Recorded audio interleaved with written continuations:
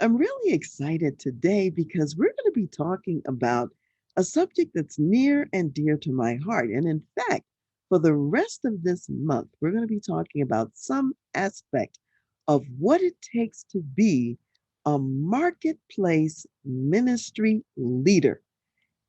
That's a lot of words for a very important concept.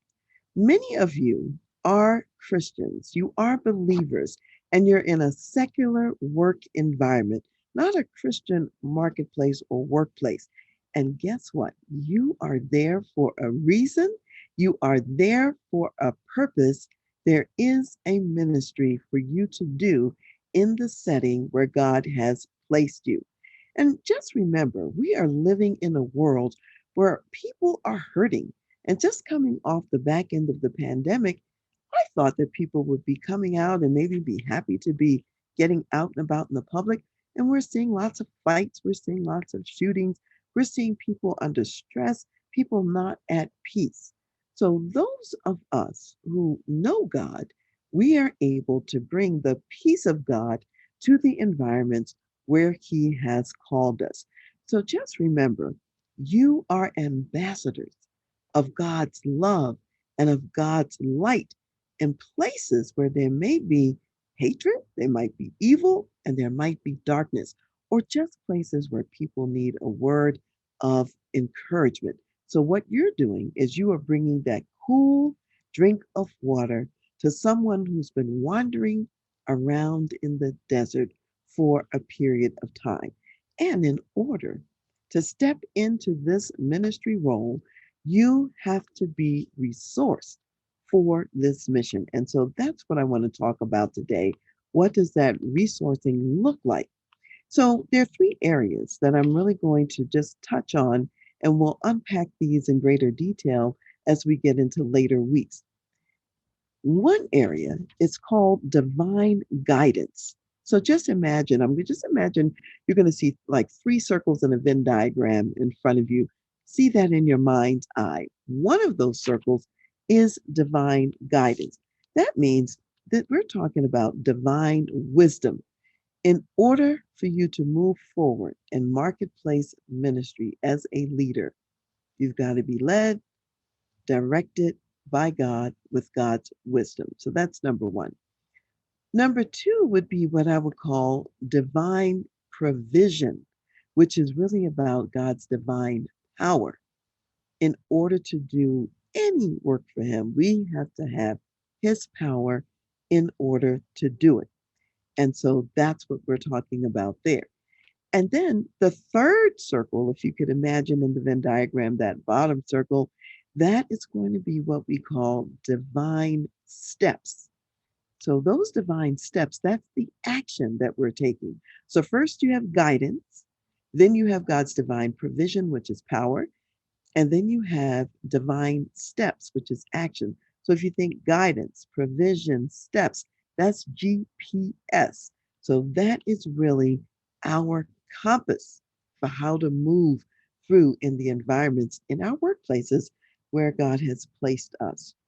And I've already mentioned that there's such a need for workplace leaders today and for us to be there to bring those words of encouragement. And first, we've got to be in front of God, hearing what He's saying to us so we know what to say and what to do with those around us. Now, I want to talk about what happens if you don't have all three of these circles operating at the same time. What if you only have two of them operating at the same time? So let's imagine that you've got guidance and you've got provision. So you've got the guidance, the wisdom, you've got the power. So what's missing are the steps or the action. So without any steps, without any action, you really don't have any impact. There's no feet, if you will, to your message and to your work. Secondly, just imagine that you had guidance and you had the action. However, you were missing the divine provision and the divine power. In that case, you're going to be worn out. You're going to be exhausted because you know where to go. Now you're acting, to go there, but you don't have the supernatural power of God in order to do what He's asking you to do. So when you're in that situation, you never really reach your full potential because instead of operating in God's power, you're operating in your own power. And then the third condition, where we don't have all three, is when you've got provision, you've got God's power, and you've got the steps. So you've got the action, but you don't have the guidance. So in that case, you've got all of this power, you've got feet moving. However, since you didn't have the guidance on the front end, you may be focused on the wrong outcomes. You may be moving in the wrong directions. So your power and your action, in essence, are getting wasted. So, in order for us to function optimally, we need all three on our GPS. We need the guidance, we need the power, and we need the steps. So, think about that and think about where you are. Do you have all three in your life? Is something missing? Is there an area that perhaps might need to be punched up? Later in this month, we're going to talk about those in greater detail and give you some tips about how to punch up some of those areas and let you know what it looks like when it's working well. Also, I'm really excited to let you know that I am conducting interviews and I'm interviewing people who are Christian executives in mid to large size secular corporations. I want to learn more about your leadership journey and what are the challenges that you're facing. What is the cool drink of water that you're looking for as a marketplace ministry leader? So, if you would like to be interviewed, or if you know of someone else who you would like to recommend for an interview, then please reach me at Dr. Karen, that's Dr. period Karen at transleadership.com. And time is of the essence. So reach out to me as soon as you can. I'll get you on my calendar for these interviews. There's no obligation for the interview, there's nothing to purchase. I just want to connect with you and learn more about your journey. So that's Dr. Karen, Dr. period Karen, Karen, at transleadership.com. So before we close today, I want to share a couple of different verses with you where sometimes we have verses that are first noted in the first covenant of God, which we call the Old Testament, and the same concept of verse is also repeated in the New Testament. So today's reading does have those two components, and I'm going to look at both of them.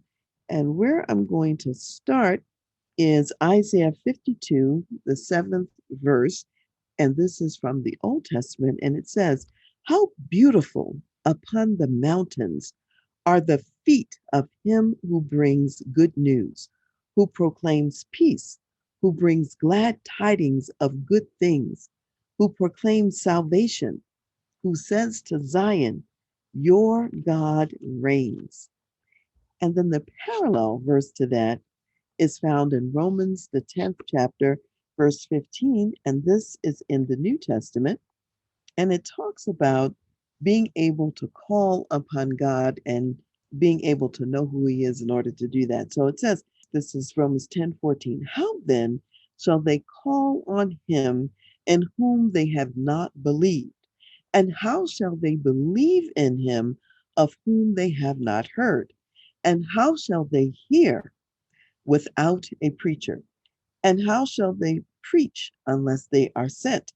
As it is written, how beautiful are the feet of those who preach the gospel of peace, who bring glad tidings of good things."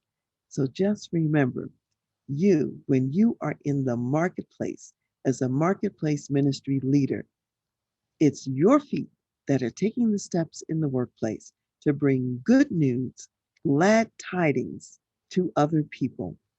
So take that with you in your heart this week.